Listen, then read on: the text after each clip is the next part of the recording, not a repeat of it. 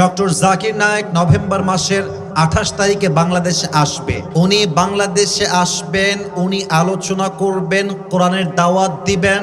বাংলার মানুষ আমরা চাতক পাখির মতো শুনতে চাই। তবে আমাদের কোনো চুলকানি না থাকলেও আমাদের পাশের দেশ ভারতের চুলকানি শুরু হয়ে গেছে।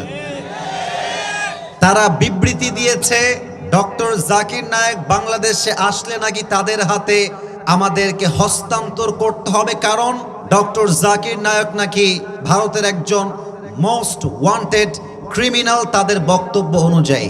আমি আমাদের ইন্টারিম গভর্নমেন্টকে অ্যাড্রেস করে একটা কথা বলতে চাই, ডক্টর জাকির নায়েক আসবে, ভারত যতই চিল্লাক, ভারত যতই কথা বলুক, সাফ সাফ বলবেন এটা আমার মাতৃভূমি, এখানে আমার কথা চলবে, ভারতের কথা চলবে না। দুই নাম্বার কথা, ডক্টর জাকির নায়েককে ফেরত দেওয়া তো দূরের কথা, আরে আমরা চাই ডক্টর জাকির নায়েককে বাংলাদেশের নাগরিকত্ব দিয়ে এই দেশের মাটিতে রাখতে চাই। যুবক ভাইরা ঠিক কিনা বলো? এত সহজে ফিরাই দিব? আমরা আমাদের আল্লামা দেলোয়ার হোসেন সাইদি হুজুরকে হারিয়েছি, আমরা আগামীতে কোন আলেমকে বাংলার মাটির থেকে আর হারাতে চাই না। নওগাঁর ভাইরা ঠিক কিনা বলো? ভারত আমাদেরকে বলছে যদি আমরা তাকে হস্তক্ষেপ না করি, তাকে আমরা হস্তান্তর না করি, তবে নাকি আমাদের সমস্যা হতে পারে। আরে বেটা, যেই বাংলার মুসলমান স্বৈরাচারের সামনে দুই বুককে গুলির সামনে পেতে দিয়েছে, বুকের তাজা রক্ত দিয়ে শহীদ হয়ে গিয়েছে, ওই বাংলার মুসলমান জালেমকে ভয় পায় না, ভারতকে ভয় পাবে কেন বলেন না সবাই?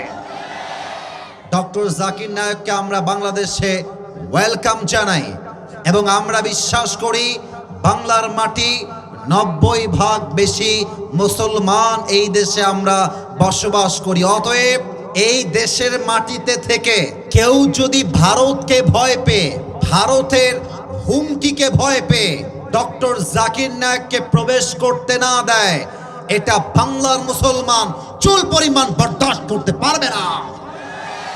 আমাদের সবার স্পষ্ট কথা, ডক্টর জাকির নায়েক বলে কোনো কথা নয়।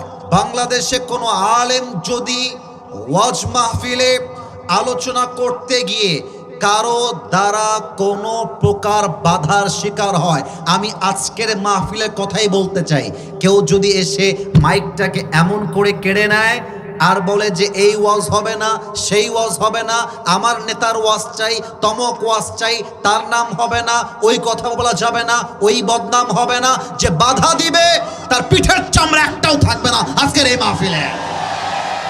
এটা 5 আগস্টের আগের বাংলাদেশ নয়, এটা 5 আগস্টের পরের বাংলাদেশ। এই বাংলাদেশ ইসলাম দিয়ে চলবে, আগামীর সংসদ হবে ইসলামের সংসদ, আগামীর সংসদ হবে কোরআনের সংসদ, ঠিক কিনা বলেন? আল্লাহ যেন কবুল করে, পড়েন সবাই আমিন। আল্লামা সাইদি মাঝে মাঝে বলতেন, তোমরা যারা আমাদেরকে হক কথা বলার জন্য মৌলবাদী বলে গালি দাও, আমরা কিন্তু মোটেও রাগ করি না, কারণ মৌল আসছে মূল থেকে। দেখা যাক হাঁপানিয়ার ভাইদের গলার আওয়াজ আছে না মরে গেছে, লেটস চেক ইট। আমি একটু চেক করতে চাই। আমরা এসেছি মূল থেকে। কি থেকে? দাঁড়িয়ে থাকা যুবকরা আওয়াজ তোমরা দাও নাই, I can't here your sound, আমাকে আওয়াজ দিতে হবে। আমরা এসেছি মূল থেকে। কি থেকে? এবার আপনারা গ্রামের মানুষ, আমিও গ্রামের ছেলে, বলেন তো গাছের আগায় শক্তি বেশি না গোড়ায়? আর একটু জোরে, আগায় না গোড়ায়? উনি বলতেন তোমরা থাকো গাছের আগায়, আমরা থাকি গাছের গোড়ায়। বাড়াবাড়ি বেশি করতে যেও না, বেশি বাড়াবাড়ি করলে 16 কোটি মানুষ মিলে গাছের গোড়ায় একটা ঝাঁকুনি মারবে, মামুর বাড়ি দিল্লি গিয়ে পড়বা, দিল্লি গিয়েই তারা পড়েছে। অতএব আগামীতে ভারতের দালালি করে এই বাংলার মাটিতে কাউকে টিকতে দেওয়া যাবে না। তুই হাত তুলে বলো ঠিক কিনা? আল্লাহ যেন কবুল করে, পড়েন সবাই আমিন। আপনাদের বউ আছে কার কার? একটু হাত তুলেন। বউ আছে? বউ আছে, আচ্ছা হাত নামান। অনেকের বউ আছে আজকের মাহফিলে। এত বউওয়ালা মানুষ আগে কোনো মাহফিলে আমি দেখি নাই। এবার আমার সিঙ্গেলদের পালা, হতভাগাদের পালা, যাদের বউ নাই, সিঙ্গেল নাই, একটু হাত তোলো। ক্যামেরাম্যান জলদি ফোকাস করো। কারো বউ নাই? এ আমি বিশ্বাস করি না। হাত নামা, হাত নামা। আল্লাহ সবাইকে দিনদার নেককার বউ দিয়ে দিক, পড়েন সবাই আমিন।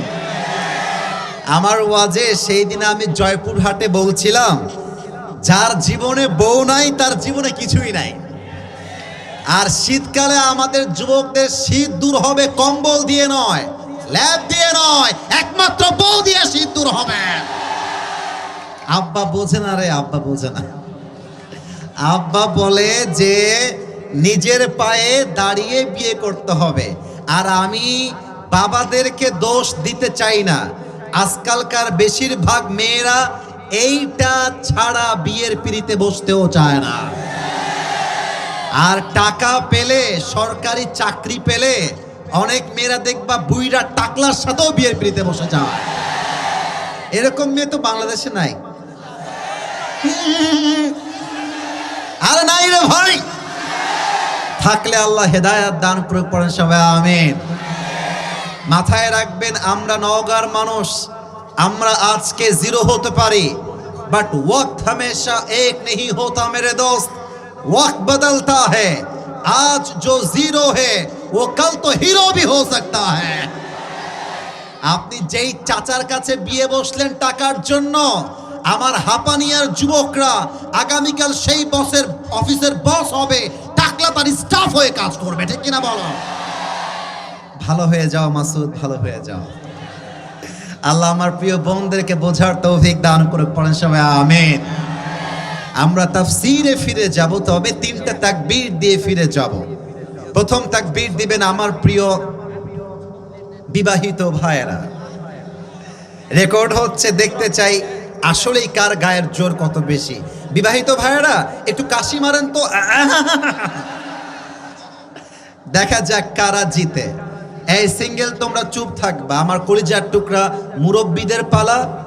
এই মুরব্বী আব্বা যান, মুরব্বী আব্বা যান, আপনার চেহারা আমার জন্য বড্ড মায়ার চেহারা। আমি আমার দাদাকে ছবিতেও দেখি নাই, চেহারা দেখবো তো দূরের কথা, ছবিটাও নাই। আমার সামনে মুরব্বীরা বসলে আমার মনে হয় আমার দাদা বসে আছে।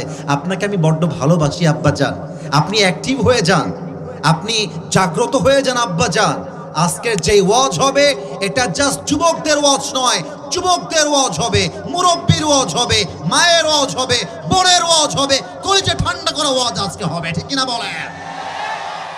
আমার বিবাহিত ভাইয়েরা তাকবীর দিবেন, সিঙ্গেলরা চুপচাপ। লিল্লাহি তাকবীর। আপনারা নাম্বার পেয়েছেন 65। আচ্ছা, এবার আমার সিঙ্গেলদের পালা। সিঙ্গেলরা রেডি? সিঙ্গেলরা একটা কাশি মারো। দেখা যাক আব্বা জান, আমি তো ধোকাবাজি করতে পারবো না, আমার সামনে রেকর্ড হচ্ছে, ধোকাবাজি করলেই কালকে আমি ধরা খেয়ে যাব। দেখা যাক সিঙ্গেলদের পালা। সিঙ্গেলরা তাকবীর দাও, বিবাহিত ভাইয়েরা চুপচাপ থাকতে হবে। সিঙ্গেল ভাইয়েরা নারায়ে তাকবীর। বিবাহিত ভাইয়েরা আমাকে মাফ করে দিবেন একটুর জন্য, একটুর জন্য। আজকে আমার যুবক ভাইয়েরা 75 নাম্বার পেয়ে পাস করেছে, ঠিক কিনা বলে?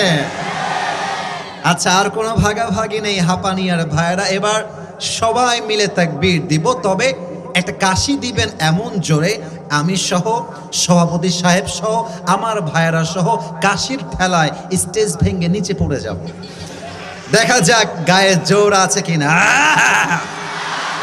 নারায়ে তাকবীর। আল কোরআনের আলো, আল হাদিসের আলো, কোরআন হাদিস যেখানে, আলেম ওলামা যেখানে, হাপানিয়াবাসী যেখানে, আল্লাহ যেন কবুল করে, পারেন সবাই আমিন।